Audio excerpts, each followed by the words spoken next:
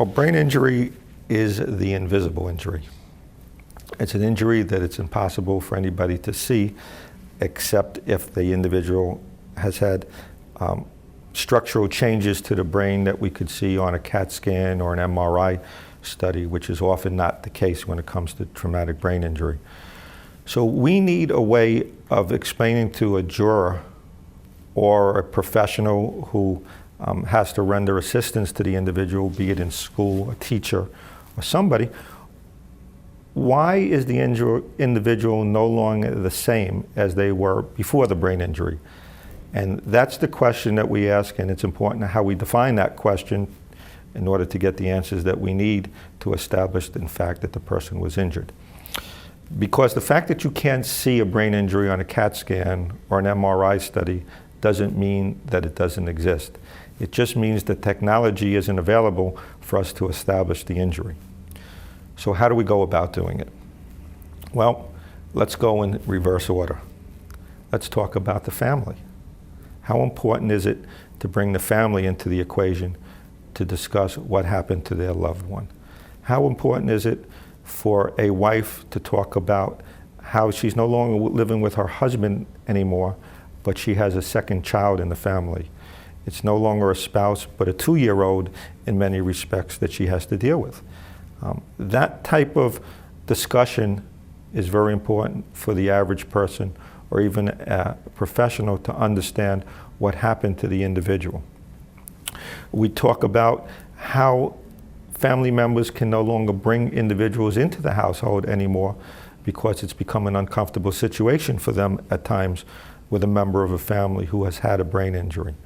We could talk about inappropriate behavior that that individual has around other people. The disinhibition, the inappropriate conduct, be it sexual things that happen or just inappropriate things that come out of somebody's mouth because they can't regulate what they say, and how embarrassing that is at times, and how they can't go out in public with that individual because of that.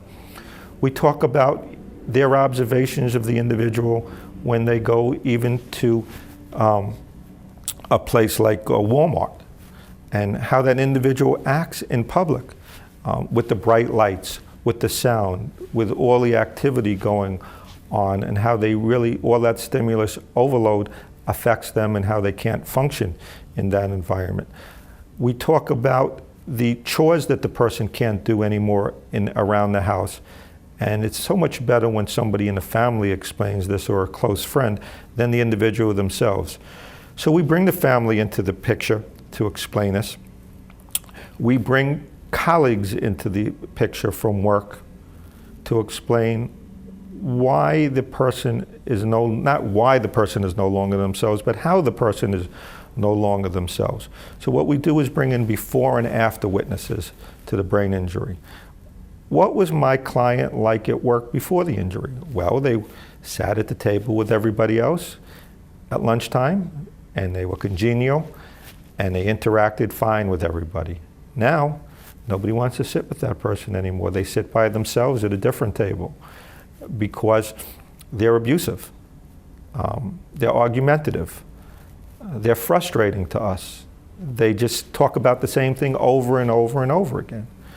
We bring superiors in to discuss how they are afraid of giving that individual new assignments. Many times the individual could go back doing what they were doing before the brain injury without a problem. But God forbid we put a new task in front of them, how that changes the equation and how they can't do that because it's learning new information, which is the problem. How at times it takes them twice as long to do something that they were able to do before, and how instructions have to be repeated over and over for them. How now they need to-do lists in front of them in order to complete a task, and how they have to keep coming up and asking for further clarification. These are important things to bring before people so they understand what happened. We need friends to come in and talk about their observation of that individual before and after the accident took place. We need teachers sometimes to come in if it's a young child or a young adult, to explain the problems in school. Sometimes the problems don't develop for many years. So here we have a young boy or a young girl who was doing fine in the first grade, but now they're in the third grade. And now they're integrating new information as the brain matures. And we find out that now they're having problems learning new, more complicated math or English skills, and they can't do it. And the reason why they can't do it is because of that brain injury.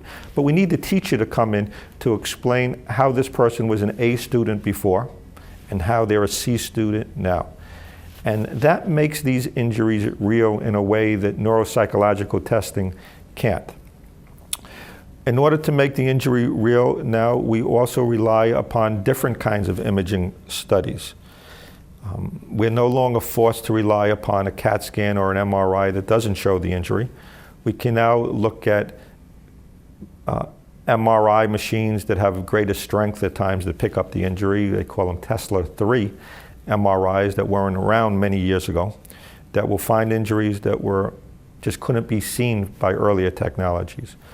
But we also use PET scans, which are functional imaging studies. We use functional MRI studies that show not the structure of the brain, but how the brain functions. We use neuropsychological testing, which opens up a whole other area to us to show the problems that a person has in doing day-to-day tasks. So these are ways that we try to make this invisible injury visible to people so that they understand it. And it's not good for the individual themselves to be their spokesperson when it comes to defining their injury and their life. Why? Well, first, many times they don't understand themselves that they have this problem. Many times they won't admit to the problem. Many times they just want the problem to go away, and they want to say they're doing better than they are. And we find this a lot of times with military personnel. We find this with students who are athletes who just want to minimize the problem and go back to their activities and won't admit that they have these difficulties, and God forbid that they have a second injury when they do return to work. So we try to use other people to explain what a person is not capable of explaining for themselves. And it's far better to do that because the person doesn't sound like a whiner, doesn't sound like a crybaby, and can then just objectively describe for themselves what a day is like, which is important too. Another example of this, which we do, and this is important for anybody to understand, is that you really have to become a part of a person's family to do this properly. You can't sit in your office and ask people to come to you to understand what it's like to have a brain injury. You have to go to their home. You have to see the notepads. You have to see the stickies that they have around the house. You have to see how they interact with individuals.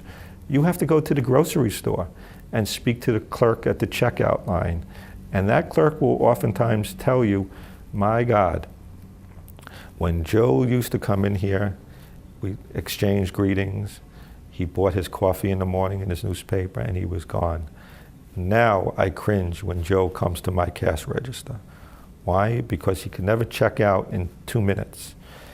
It takes him forever.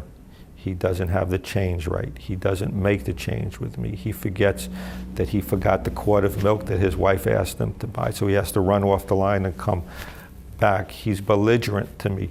There are all kinds of things that this clerk can tell us about this simple transaction that is useful to explain what happened to the temporal lobes and the frontal lobes in this accident, and really support the findings of the neuropsychologist so that these neuropsychological tests are not looked at in a vacuum.